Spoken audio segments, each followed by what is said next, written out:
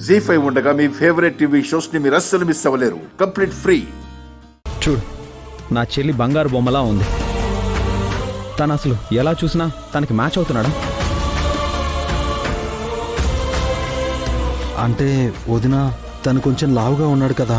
ఓ, చెల్లెలికి కాబోయే భర్త లావుగా ఉన్నాడు కాబట్టి వద్దంటున్నారు. మరి మనల్ని కన్న తల్లి కూడా లావుగా ఉంటే ఇలాగే వద్దనుకుంటామా?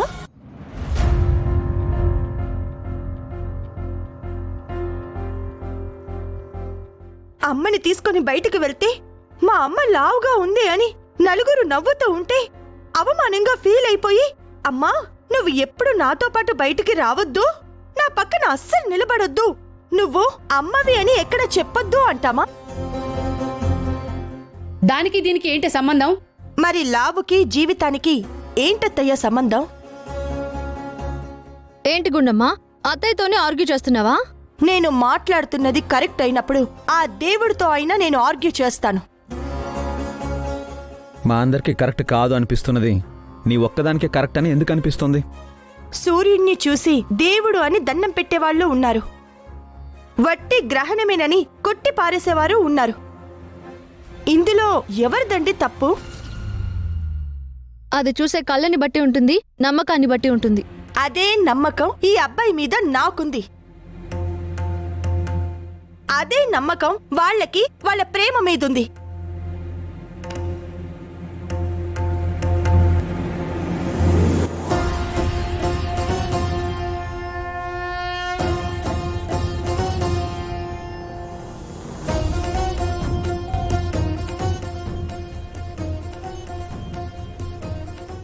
లావ్ అనే విషయం తప్ప ఈ అబ్బాయిని కాదు అనడానికి వేరే ఏదైనా కారణం మీ దగ్గర ఉంటే చెప్పండి.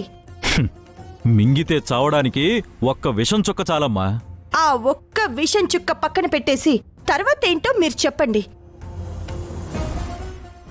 అది చెప్పడానికి మీ దగ్గర ఏ సమాధానం ఉండదు.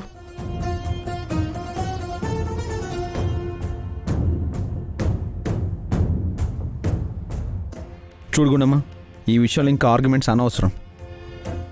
ఆ అబ్బాయి మాకెవరికి నచ్చలేదు, ఈ పెళ్లి మాకెవరికి ఇష్టం లేదు. అయితే నేను నిజంగానే చేస్తాను. చస్తే చావే.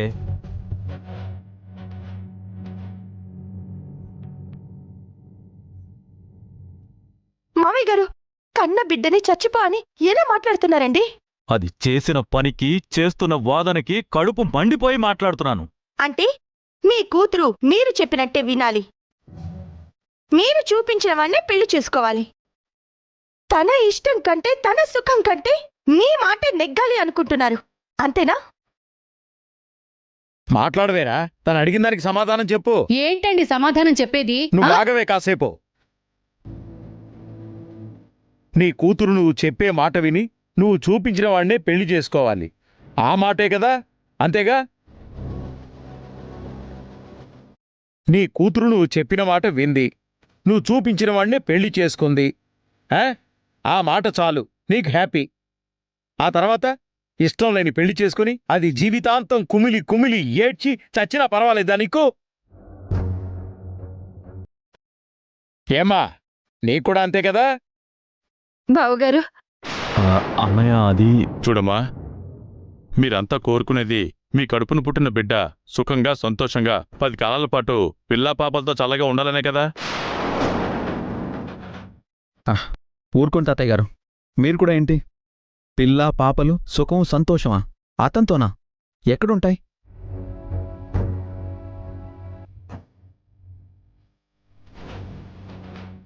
మరి ఎలాంటి వాడిని చేసుకుంటే ఉంటాయండి?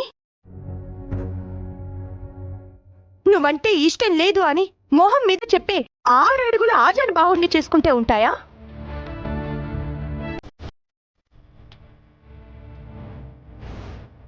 పెళ్లికి ముందు నీకొక లవ్ అఫేర్ ఉందంట కదా, ఎవరో చెప్తే విన్నానులే అంటూ నిత్యం పొడుచుకుని తినేవాడిని చేసుకుంటే ఉంటాయా?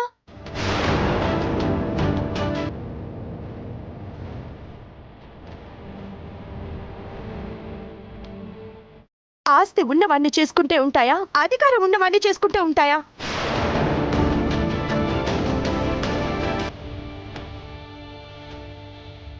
తను మనసారా ప్రేమించిన వాణ్ణి చేసుకుంటే ఉంటాయి.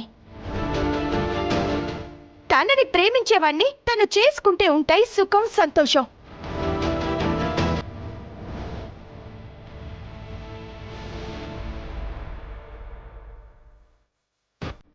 మీ అందరికీ తను లావుగా ఉన్నాడు అన్న కారణం ఒక్కటే కనిపిస్తుంది.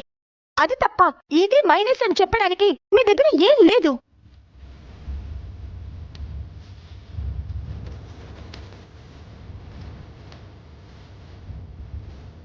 అసలు లోపమే లేని మనిషి అంటే ఇప్పటి వరకు భూమి మీద పుట్టిందే లేదు.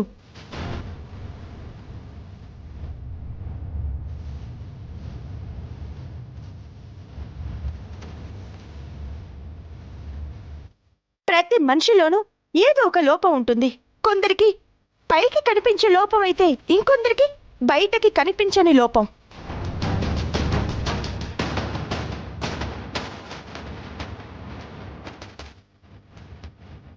లావుగా ఉంటే తగ్గొచ్చు, సన్నగా ఉంటే లావ్ అవ్వచ్చు. కానీ అన్నీ బాగుండి మీరు అనుకున్నట్టు స్లిమ్గా ఉండి అందంగా ఉండి హైట్ ఉండి వెయిట్ ఉండి బుద్ధి మంచిది కాకపోతే అది ఎవరమేం చెప్పలేం కదా. ముందే ఎవరు దాన్ని గుర్తించలేం కదా.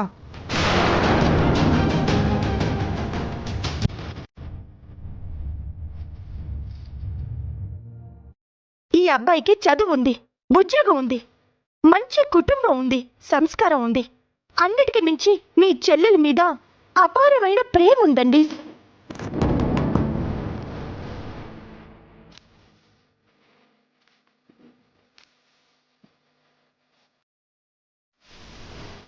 మీ చెల్లెలికి తను ప్రేమించినవాడు, తనని ప్రేమించినవాడు భర్తగా రావాలా, లేక మీరనుకున్న లక్షణాలున్నవాడు భర్తగా రావాలా అని మీరే ఆలోచించండి.